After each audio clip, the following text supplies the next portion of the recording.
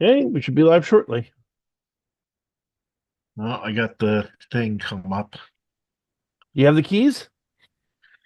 No, Shame on you. but, but I have this. Okay, we should be live. Yep, good. We're good. Okay. Good evening, ladies and gentlemen. Sorry that we missed last week, but we are again live with Paranormal Encyclopedia. As always, I am your host, Kevin Mears, demonologist, paranormal investigator, and the Paranormal Encyclopedia.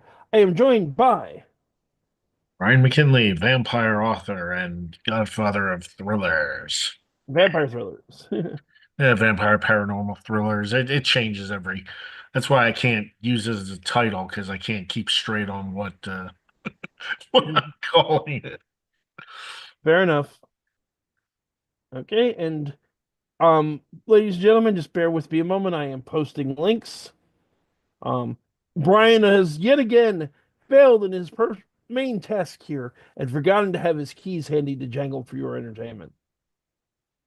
Um, if Uh, you are wondering, because we haven't said, because we've been bouncing around what it was going to be, tonight's topic is cults. What is a cult? Are you a member of a cult? How do you know if you're a member of a cult? Is the most dangerous cult in the world known as the Blue Oyster one? I or is it just the most entertaining one? don't think I've ever. They're a band, right? Yeah. I don't think I've ever heard one of their songs, so I don't know. No. Don't fear the Reaper. Oh, okay, I Godzilla. have heard one of their songs, That's them. Yep. and I'll give credit where the give the devil is due. That's a pretty good song. Yeah. They're a good band. I have a lot of their songs. Okay, so I know one of their songs, and I do happen to like that one song. I know. I probably know others that I like. I just don't know they sang them because I don't keep track of that kind of thing. Too much brain space on demons, not enough on what band sang which song. It happens. Yeah. But more seriously, yes, the subject is cults. And I think the point I want to start out with is how do you define a cult? And the answer is that's a very good question. Yeah. Nobody really agrees. My particular favorite definition of cult is that it is a new religious movement, notably different from the other religions practiced in the society at the time. So, by this definition, every religion that ever was, at one point in its history, was a cult. Hmm. And that's true of a lot of definitions of cult. And I think that's a really good point to start on because the word cult gets misused and abused a lot in ways I really don't agree with. Because people will argue, is Wicca a cult? Is Norse Reconstructionist paganism a cult? Is this a cult? Is that a cult? And I don't think that's a relevant question because you can be a cult and not be destructive. But there is certainly such a thing as a destructive religious movement. And there's a couple of ways of defining that. I happen to like the law enforcement definition of cult in this context, which is in law enforcement standards, when a movement crosses the line into criminal acts, that's when it becomes a cult. Hmm. If it isn't breaking the law, it's not law enforcement's problem. And that's a fair way of looking at it. Yeah, it's a very modern definition. Um, Dr. Stephen Hassan, who's someone who studies cults and particularly broke down what's called the bite model of authoritarian control, which divides into four categories: behavior control, information control, thought control, and emotional control. That the more that a group is trying to control and influence these areas, the more it becomes a destructive cult. Hmm. And the thing you realize, because there's a checklist for each category, not all of which are negative things by themselves. And some of them apply to, like under behavior control, controlling the type of clothing and hairstyle, regulating diet, food, drink, hunger, fasting, sleep deprivation. Um, there are some that are, more outright negative. Sleep deprivation is certainly a problem. Financial exploitation is not really a good thing. Restricting leisure and vacation time and entertainment. And a lot of these are like, pretty much every religion has standards of behavior of who you can have sex with. Um, you know, and for that matter, in information control, minimizing and discouraging access to non-cult sources of information, which you could argue public education and the government and saying, this is science, this is not science, and things like that. Um, which illustrates the point that even a group that ticks some of these categories or some of these criteria isn't necessarily a bad thing. You know, Yeah. a lot of a lot of therapy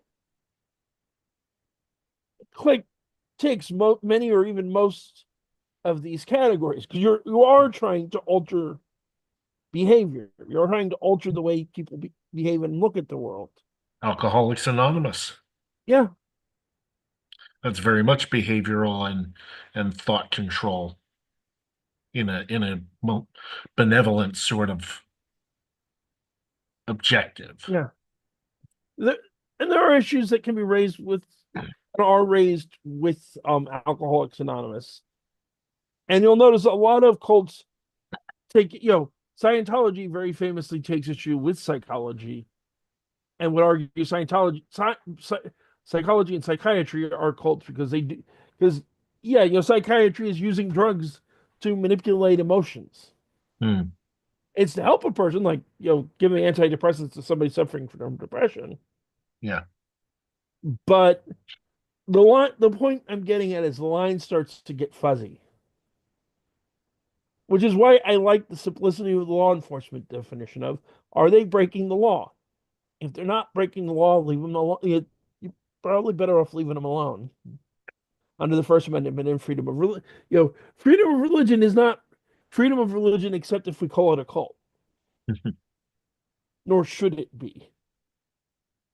Because again, you get into fuzzy definitions and it's very easy to demonize something. And we've seen this happen.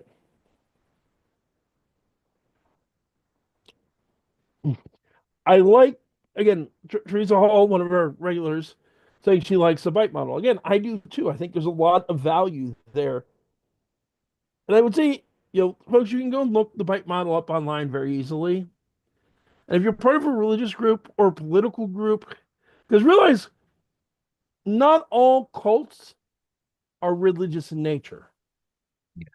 There are political cults, there are cults of personality, there are other types of cults that form around a set. It's more about forming around a set of ideas and ideals and goals. And again, it being destructive is about control and how much the cult's dictating what you can and cannot do, Yeah. or what the cult's getting up to. Most like racist and white supremacist groups are probably fit the model of a cult in some I would fashion. agree with you 100%. Particularly, there's a very interesting person that I recommend people look into. Daryl Dick, is it Daryl Dixon? No, that's the character from The Walking Dead. Oh, You mean David Duke? no, no, no, no, no, no, Okay. no. Other side of the spectrum. Okay.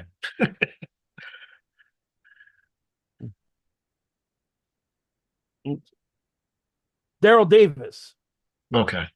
So Daryl Davis is an R&B and blues musician and an activist who actively fights racism, particularly the KKK. And the way that he does it is he sits down with people. He has a conversation with people. He acts very kindly and respectfully and just treats them like another human being. I've And heard the of this thing that guy. Yeah. he's learned doing that is that a lot of the times these people have never met a black person. Hmm. All they know is what they've been told. Exactly. When they sit down and meet someone realize, no, he's not a drug addict. No, he's not trying to kill you. No, he doesn't hate you. They change. That breaks them out of this conditioning. Yeah. Um, I would highly recommend people look up Daryl Davis. There was an excellent documentary made about him in 2016 called Accidental Courtesy. It was back in 2016 on Netflix. I don't know if it still is. Um, Apparently, he also has a podcast called Changing Minds. Hmm. Um, and he's had former Imperial Wizard of the KKK, a former Al Qaeda recruiter, Ted Kaczynski, the Unabrothers bomber's brother. Hmm. I mean, he's had some pretty significant people Yeah. on. And I think that's another thing that's worth mentioning when dealing with someone. If you know someone you think is in a cult, and there are a lot of cults active in the United States and around the world, and most of them are fairly harmless. I don't want to disrespect people's beliefs necessarily, but Jehovah's Witnesses, in many ways, fits most definitions of a cult, arguably up into and including the criminal one, because they have been actively engaged in protecting child molesters from the government, and they've been sued and lost in both the United States and Australia for doing this. Um, Mormons fit a lot of definitions of cult, and if you go back in their history, there was some quite violent elements to the religion and some very racist elements to the religion. They've cleaned up a lot of their act, but again, it goes into cult isn't necessarily a bad thing. But the thing to realize, if you've got somebody who's in a cult, is you're gonna have to be patient with them. You're gonna try to be respectful of them because they don't see it. They probably don't see it that way. And the other thing to realize is a lot of people who join cults, there's this myth that if you're join a cult, you're gullible and dumb. Most cult members actually show higher than average intelligence. This is a good thing to understand about deception. As a magician, and I can tell you, and con men and cult leaders could tell you the same, that in a lot of ways, the smarter you are, the easier you are to manipulate. Because a lot of people who aren't so well, a lot of it's the question of book smarts versus street smarts. So you can be very well educated, have gone to Harvard and studied quantum mechanics, mathematics, whatever, at the PhD level. And how many people like that who are case in point, Albert Einstein was one of the smartest men who ever lived. There are times that he went out without remembering to wear his pants.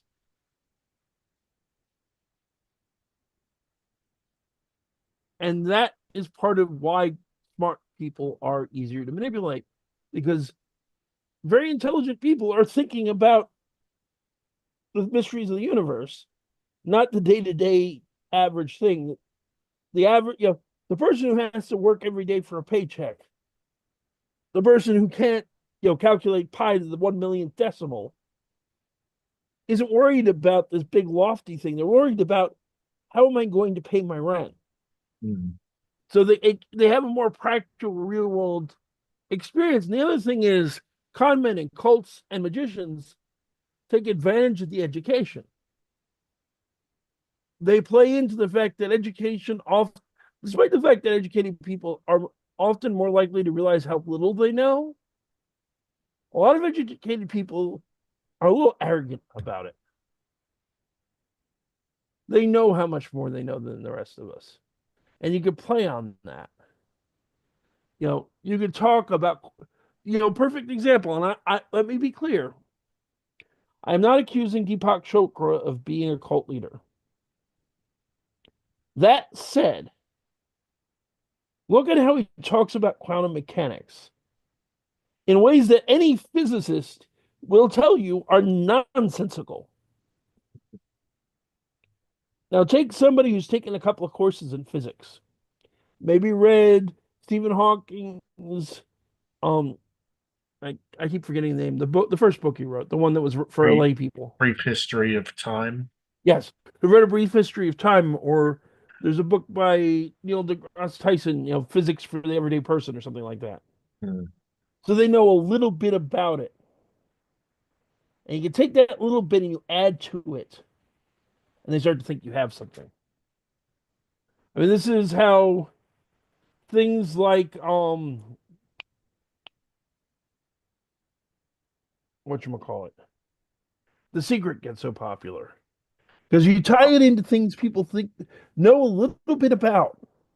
And you take advantage of the Dunning-Kruger effect, where people once you know a little bit about something, people tend to overestimate how much they know, Hmm. and it makes them easier to fool. The other thing that a lot of destructive cults take advantage of is if you want to hook somebody, one, they want to hook people that have money because the money will go to the cult and to the cult leader, and that's one of the reasons people start these types of cults. But two, you want someone who's not stupid. You want someone who's vulnerable. Hmm. You know, one of the most common groups to join cults? Freshman college students, Yeah, students, I was gonna say. because they're away from home for the first time. They're not around all their friends. They're not around their family. They're lonely. And you have this person come up to them and invite them to church. Who's very friendly and invites them to church one day. And everybody there is very friendly and very nice and very interested in everything they have to say. And it's a technique called love bombing, where you just surround the person with happy thought, kindness and happiness. And it's a form of emotional manipulation. And it works best on people who are socially isolated. And this isn't going to work on as well on somebody who's in a happy, loving family, who's been married to the same person for 20 years, who has a support structure, but someone who just got a divorce, someone who moved to a new city, somebody who just gone off to college. It takes, these aren't stupid people. They're people in a desperate situation. And Yeah. that's what makes destructive cults dangerous. And unfortunately, we've seen a bunch of examples over the years. I mean, two infamous cases in our own lifetimes. We were just talking before the show about the Branch Davidians, which was a cult, for anyone who doesn't know, was a religious group that formed in Texas under a large part of which centered around, ultimately wound up centering around a man by the name of David Koresh, though David Koresh wasn't even his real birth name. Um, and they wound up living in a compound in Waco, Texas, separating from family and friends outside of the cult, gathering weapons. There was talk of child abuse, possibly sexual. Um, there are videos of Koresh claiming to be the return of Jesus, but a Jesus who had to live more in the sin so he could understand the average person and things like that. And ultimately, tragically, the ATF and the FBI laid siege to the compound. Tried to serve a search warrant. Um, so one side or the other opened fire. There's actually some open debate about which side shot first. And it began a 28-day siege, which ended both with tanks driving through the front of the compound and the place catching on fire, leading to numerous deaths. I'm by no means an expert on the Davidian situation, but I will say this, and the evidence very much backs this up. The government screwed up. Um, the AT apparently even the a newer director of the ATF criticized how it was handled. Hmm. Um, the Texas Rangers who originally consulted and gave them advice because they had experience with the group, and their advice was ignored. and they criticized how it was handled.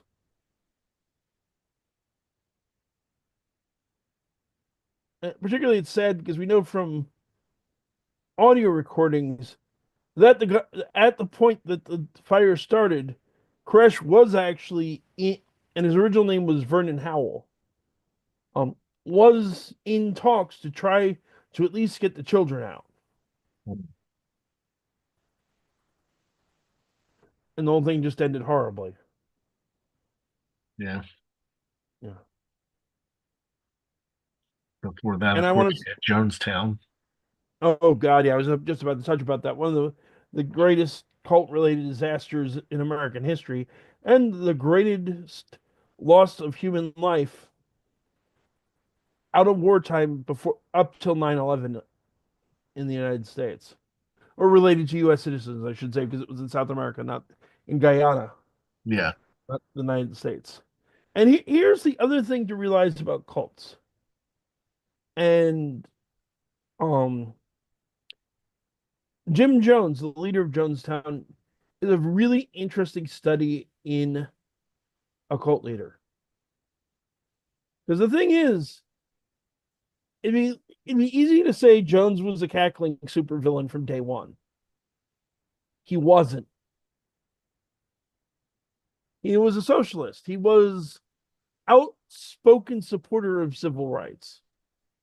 Particularly, he's famous for having adopted a number of children from a number of ethnic backgrounds other than his own, and saying, I'm fighting for civil rights now, not just because I believe in it, but as a father, I feel a responsibility to do this. To a lot of minds, he was almost a heroic figure. Mhm. And he supported things that people then and now valued, and people followed it. And eventually, because he wasn't and the reality was he wasn't popular with the government, there's no denying that. And he became convinced the government was coming for him. So they moved to South America. They set up their own independent city. And more, as you look into the records, you see this man who started out seemingly with noble intentions fall further and further into paranoia. He starts having um, white, white lightning drills, I want to say they were called, where they'd all be called up in the middle and they would drink Flavor Aid, not Kool Aid, which is what most people think, but Flavor Aid, which is basically off brand Kool Aid that they Great were value. told had signed. What? No, I was just saying great value, Kool-Aid. Yeah. But that when they were drinking this Flavor Aid, they were told had cyanide in it, preparing for when the government came to kill them all so they could take the cyanide and escape. Then, very tragically, um, I'm going to look up his name because I don't remember. He deserves to be remembered by his name. Leo J. Ryan. He was a member of the House of Representatives from California's elected 11th district. Who had been contacted by family members of people that were down in Jonestown. And he, with a couple of family members, went to Jonestown to talk to Koresh and to see or not to Koresh, to talk to Jones, see the compound, check on people's welfare. Jones took this as the final proof the government was coming from him and ordered some of his guards to go kill the congressman, along with a couple of members of the cult who had decided they wanted to leave. And at the same time, he gave the order to the cult that it was finally time, the drills were over, and they were going to drink the cyanide. Not everyone did. It's a popular misconception of the situation that everyone just drank the cyanide when he ordered it. No, some of them were gunned down trying to escape or held at gunpoint and forced to drink. And unfortunately, um, Jones himself actually wound up being shot by his guards. He didn't drink the cyanide. and over 900 people died because of this.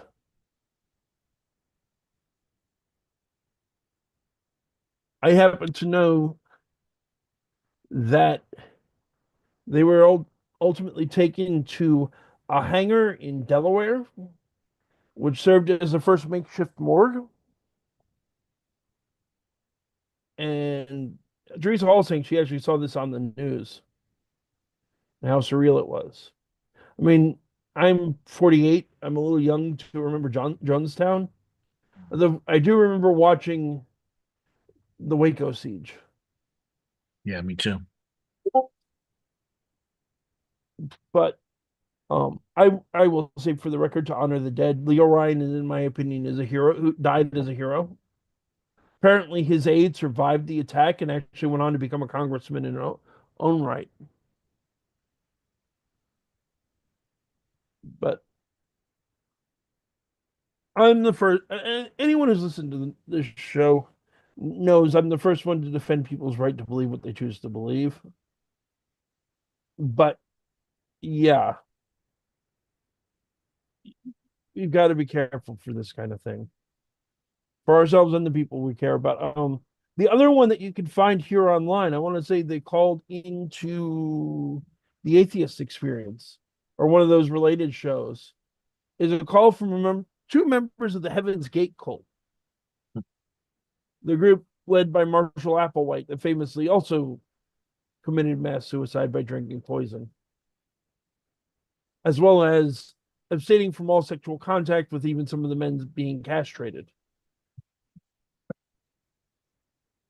And famously, they believed that the Hale-Bopp comet, which was coming, doing a flyby of the Earth, as comets do, had a UFO following in its tail. That Jesus was on the UFO and that they'd all commit suicide, and instead of dying, they would actually go up to the UFO and fly off with him to go to heaven. And what disturbs me, and you can go listen to it for yourself, make up your own mind. And as always, I encourage people to do that.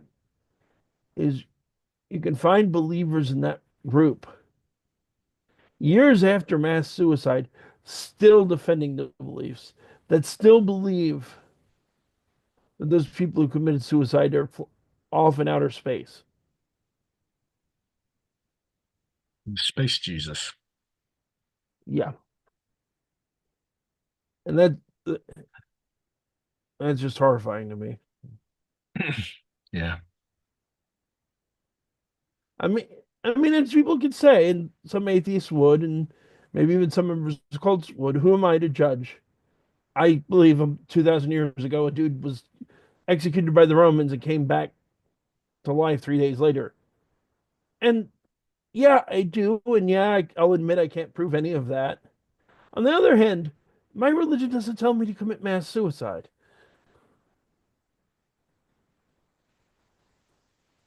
It doesn't tell me to drink Kool-Aid, laced with cyanide.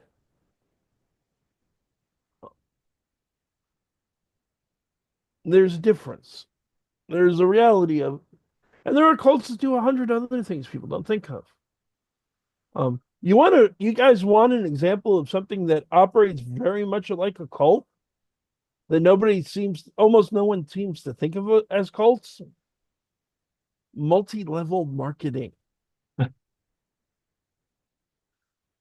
some of which are actually tied to cults. I Mm-hmm. mean, Nixium, the cult that had Allison Mack, I want to say her name was Awesome Mac, yeah. the woman who was an actress on the TV show Smallville, joined a cult that literally branded female members and made them sex slaves. Mm-hmm. But it also ran a multi-level marketing campaign, also aka a pyramid scheme. Um, Scientology, the largest act of espionage against the U.S. government, was run by Scientology, not a foreign government. Not to mention all the money that gets funneled into the organization for various quack remedies that don't do anything. Where Where's the wife of the head of the cult who hasn't been seen in years?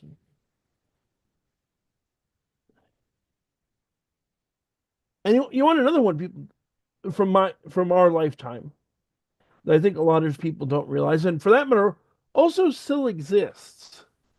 Although, as I understand it, how it exists now isn't the way that it was. Brian, do you remember on Shinrinko? No, not specifically that one. Let me look something up.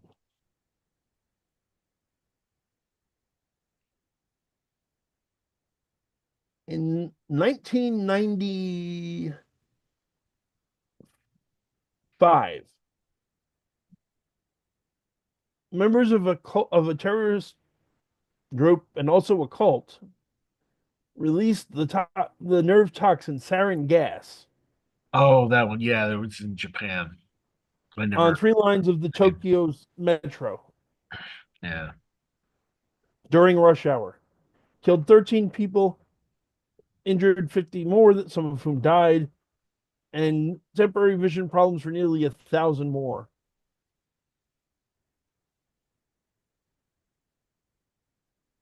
yeah, I And didn't this remember was, the name. yeah, I figured.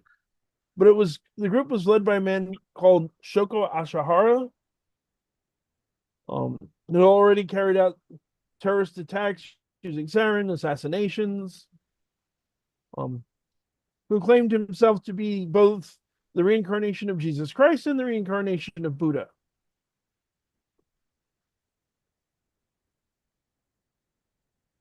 The reality with Shinrinko is that the leader was ultimately arrested and I want to say he's in prison. Um, but the cult still exists. That said, from what I've read, because I've done some research on this, they've tried very hard to disassociate themselves from Ashihara. They don't claim that he is the Messiah or the Buddha or any of the other crazy things.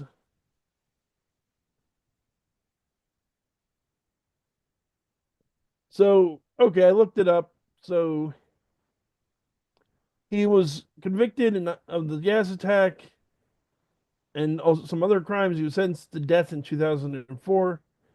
His last appeal failed in 2011. And then the rest of more members of the group in around 2012 pushed it back, and then eventually he was executed with other senior members of the cult on July 6th, 2018. That's another thing I want to address because there are a lot, particularly of right wing religious groups, that will abuse the idea of a cult. There is, for example, the otherwise it is mostly a very good source, but I have issues with parts of it, which is a book called Kingdom of Cults, which is a breakdown of various fringe religious movements. One of the issues I will take with this book is that its definition of cult is any religion that recognizes a person or as a messianic figure or God other than Jesus Christ. And it's like, from anything other than a religious perspective, how do you justify the exception? Yeah, it's a little biased. Um, I will say the information it gives on the organizations it discusses is very good. It does actually like source what they say instead of straw manning. It picks them apart mostly from a Christian perspective, but it does at least cite sources and try to present what the other side is talking about. Hmm. Um, which is why I approve of it to an extent and don't agree with some things like okay, if you're gonna say saying a man is God is makes you a cult, then okay, Christianity should logically qualify. Yeah, and once upon a Whereas time it was. Yes, by any definition. Again, and this is worth keeping in mind. If you look at the original 12 apostles and the disciples, they fit pretty much any definition of cult you want to lay out. If you Well, look and at, like I said, back in the Roman Empire, the term cult wasn't even didn't have the negative connotations. The Romans had all kinds of cults of all yeah, various religions, worshiping different gods. It was like a social activity although for I will say, some of I'm them. saying Christianity qualify, early Christianity qualifies as a cult by modern By the definitions. modern day. Yeah, yeah. It's just important to because you'll hear about things like the cult of Isis or the Yeah, cult of this or yeah. Mithras, the cult of Mithras, Mithras. yeah, that was a very popular one among soldiers. Which just and a lot of these groups were demonized by the Romans or by the early Christians, which is a good example of cult's been a complicated word for a very long time. Yeah. Um, I like I said, if I want to condemn something as a cult, I like the law enforcement definition. It's a group that's actively engaging in criminal activity. Well, it's a good Because practical definition yeah, for doesn't cover everything, but it covers the ones that are the most dangerous. yeah, and it's something we can all agree. It's like okay, and I don't mean they're using marijuana, even though in some states and by federal law that still qualifies as criminal. I mean murder, theft, sexual abuse, Hmm. things we all agree are crimes and should be crimes. Um, I like this definition particularly because it's like if I'm going to badmouth a group, I'd rather badmouth a group because they're doing something objectively wrong, Mhm. not just because they don't hold my beliefs. And yes, Jerry, I absolutely agree. The acres I've had even before I'd even heard of the book, I'd had people try to use that definition of cult and tell me, "Oh, that's what all scientists use, even the atheists." It's like, no, they don't. You know, go take a sociology class or an intro to religion course. Find out how they don't agree on how you define the bloody word. Yeah. Um, from a scientific, from a sociological perspective, I think the best definition is a religious group that holds beliefs different than the societal norms. Because yes, then Christianity at one time, for a very long time, was a cult. You know, Judaism for a long time was a cult. Everything at one time was a cult. It doesn't. All it's really all that in a sociological sense, all that you're doing when you call something a cult is saying that it's a new religion. Hmm. Isn't a bad necessarily bad thing, isn't necessarily a good thing, it's just a thing. I like to be more specific, which is why I because we have to acknowledge the fact the word has negative connotations. So if I'm going to talk to the general public, let's lay out something we can all agree on. That this is bad. And a lot of the worst cults fall under this category. You know, and a lot of them are getting, there are some that are getting better. There's a group from from the late 19th century, early 20th century, um, Seventh Day Adventists. If you look into their roots, they started with something called the Great Disappointment. Have you ever heard of that? Not that. I've heard of the Seventh Day Adventists, but don't know much about So them specifically. this guy named William Miller prophesized based on his reading of the book of Daniel and other parts of the Bible that Christ was going to come back between March 21st, 1843 and March 21st, 1824. And then he revised his calculations to October 22nd of 1844 for a transition from BC to AD. This was taken very seriously thousands of people gathered together to wait the return of Christ. Um, People filled stadiums. There's stories of people sitting on rooftops, so that's considered probably apocryphal. People sold their belongings, all expecting that on October 22nd, Jesus was going to come back. So the question quickly became, okay, we were wrong. Now what?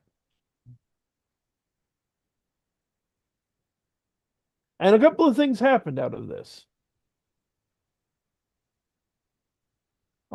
Some groups, yeah, just said, okay, this is all bullshit and went back to their normal lives. Some groups, like the Seventh day Adventists, became convinced that Miller was right, but there was something wrong in his calculations. Um, some groups, like particularly what would become the Jehovah's Witnesses, became convinced that he was right. We just didn't understand the prophecies, Hmm. which leads to the fact, somewhat famously, that the Jehovah's Witnesses have predicted the end of the world no less than 5 times. Yeah. The last of which was in 1975. If you ask witnesses, particularly if you ask the governing body that runs the witnesses, they will tell you it was a popular idea in the religion. It wasn't really doctrine, but it was, in fact, doctrine. It was a huge movement with Jehovah's Witnesses called Stay Alive Till 75. Members on their deathbeds were told just to hang on a few more months. Hmm. Whatever was happening, however close to death you were, give it time. Because in 1975, Jesus is coming back and it is Armageddon. It's over. We win. We get to live forever. Needless to say, as you may have noticed, the world did not end in 1975. I mean, depending on how you look at it, I guess. But and they ultimately stopped predicting. At that point, they gave up on predicting when the world would end and just kept saying, the other shoe's about to drop. Look busy, which is the church's current standpoint. It's even gotten to the point, as I understand it, though they're dropping this to some extent as well, as time continues on and more people who it's true of pass away, is that it meant that that was the end, and that any like the last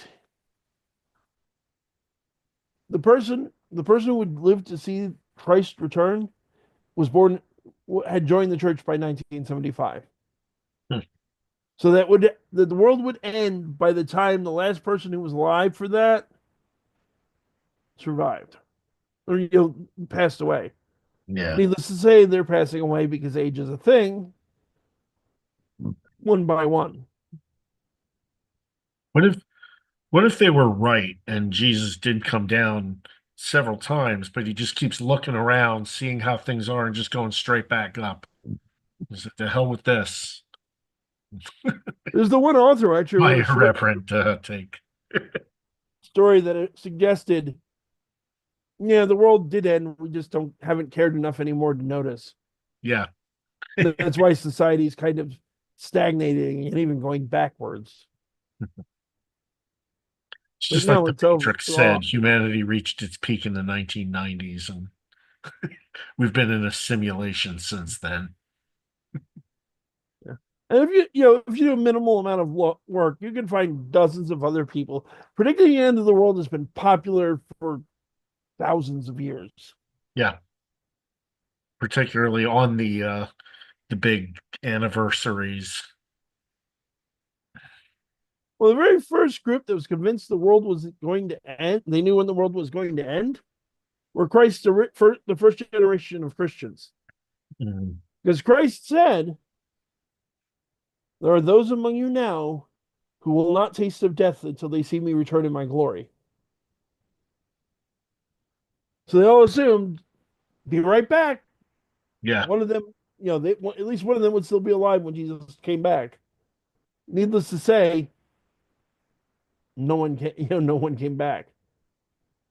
You know, which has led to all sorts of myths and stories and things like that. The Wandering Jew famously is the person in the crowd who heard him say that, and now because he spit on Christ on his way to be crucified, Christ cursed him to walk the earth till judgment day, or the centurion who pierced the side of Christ is cursed to walk the world to judgment day. Um, Yeah. there's got to be at least a couple other people that are supposed to be wandering around because of it. And yeah, people are and I think it's a good thing to remember for anyone who's listening to this who's Christian. This is if you don't believe if you're not a Christian, this won't really apply to you. But if you are,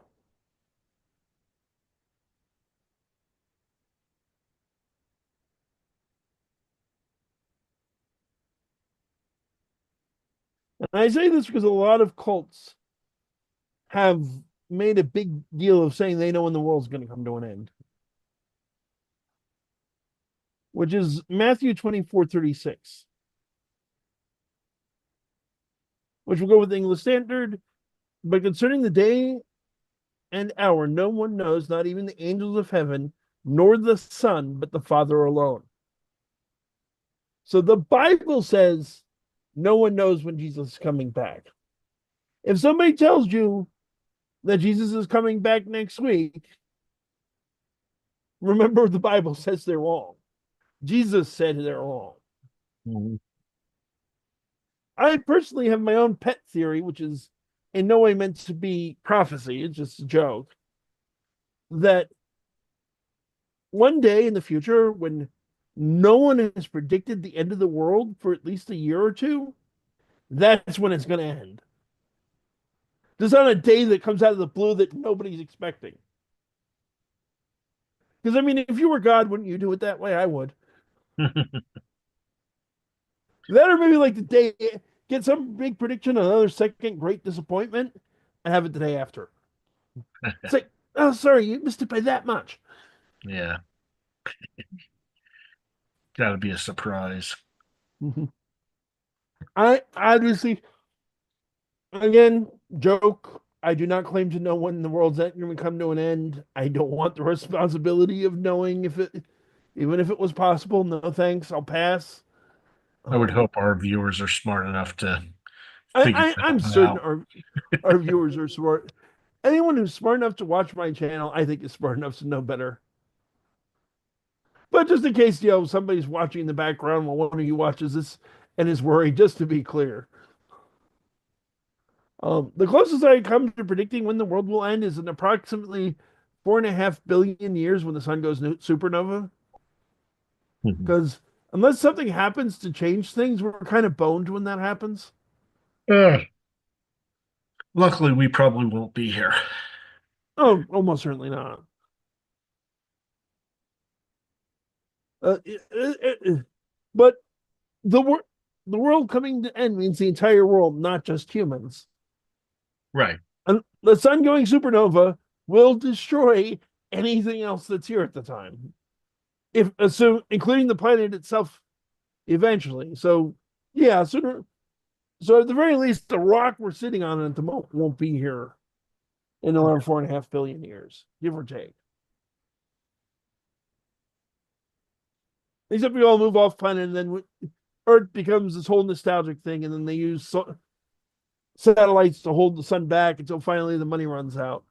But then we're in the middle of a Doctor Who episode about history. Mm-hmm. If that happens, just watch out for the human that looks like a trampoline. And I Mhm. know that's probably lost on you, Brian, but somewhere out there in the 8 people watching, somebody is chuckling at my joke. Mhm.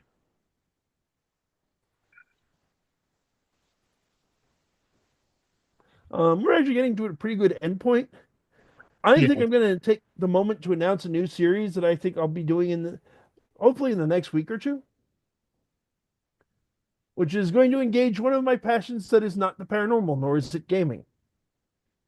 which is I'm a sci-fi fantasy nerd. I love Star Trek. I love Star Wars. I love Doctor Who.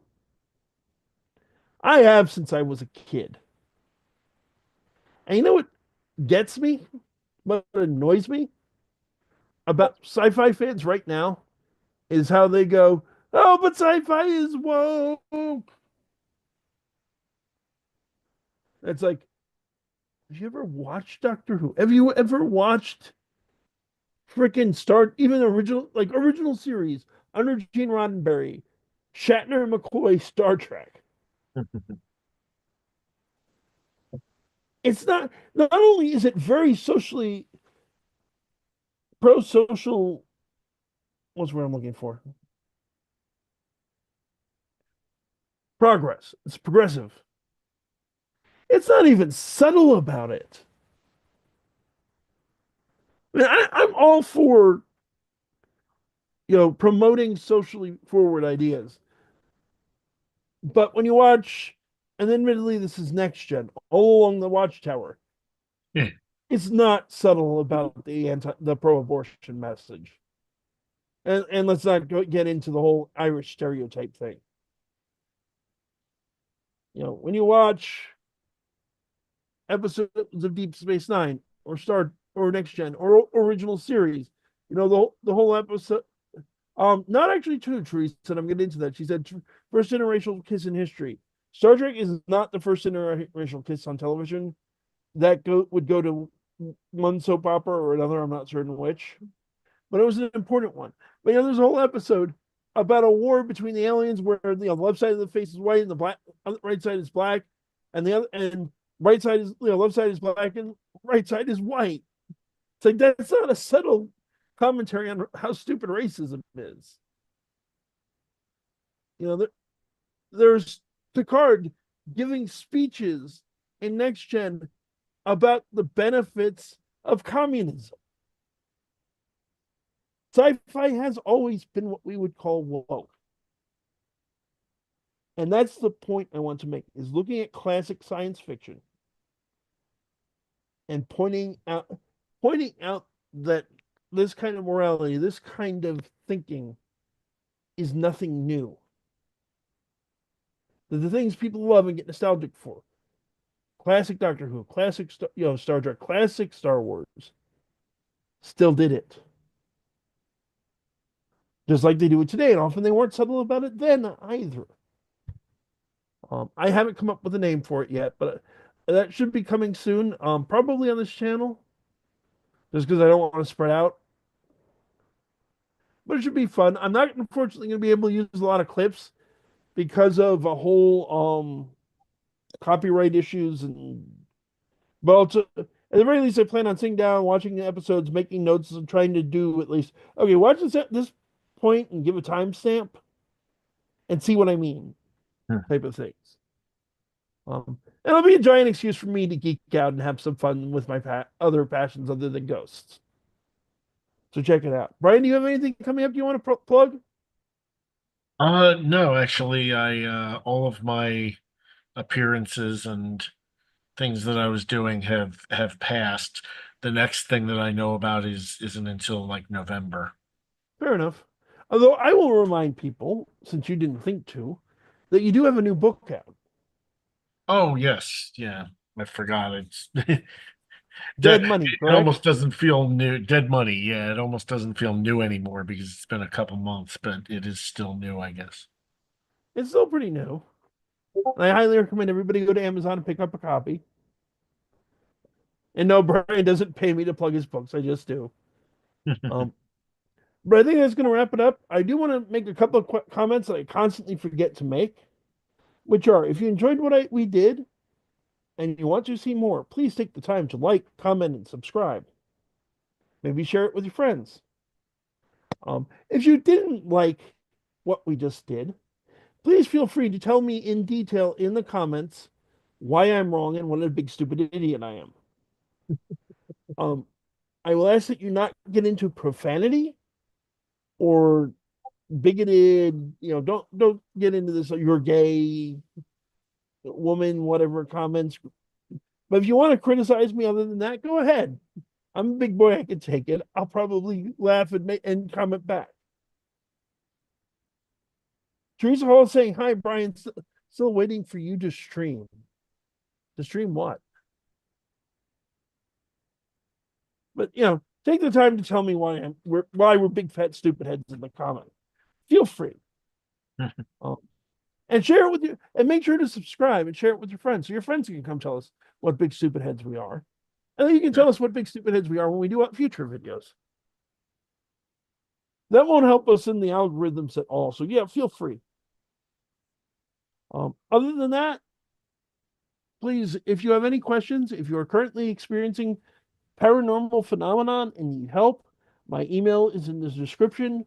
Reach out. I will do my best to help you or help you find someone who can.